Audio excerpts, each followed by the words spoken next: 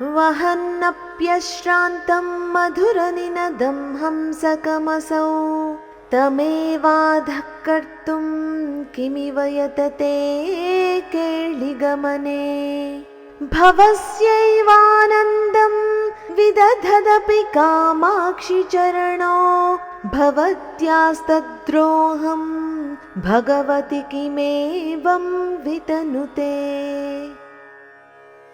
वहन् अपि अश्रान्तं मधुर निनदं हंसकम् असौ तम् एव अधः कर्तुं किम् इव यतते केळिगमने भवस्य एव आनन्दं विदधत् अपि कामाक्षि चरणः भवत्याः तत् द्रोहं भगवति किम् एवं वितनुते।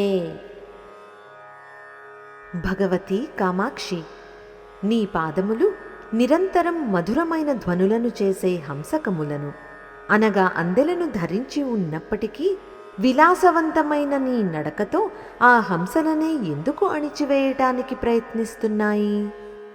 అలాగే నీ పాదములు భవునికి అనగా పరమశివునికి పరమానందాన్ని కలిగిస్తున్నప్పటికీ అవే పాదములు భవము అనగా సంసారము పట్ల ఎందుకు విరోధాన్ని ప్రదర్శిస్తున్నాయి?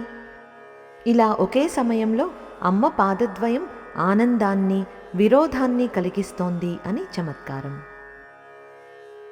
ఇప్పుడు మరొకసారి శ్లోకాన్ని చదువుకుందాం.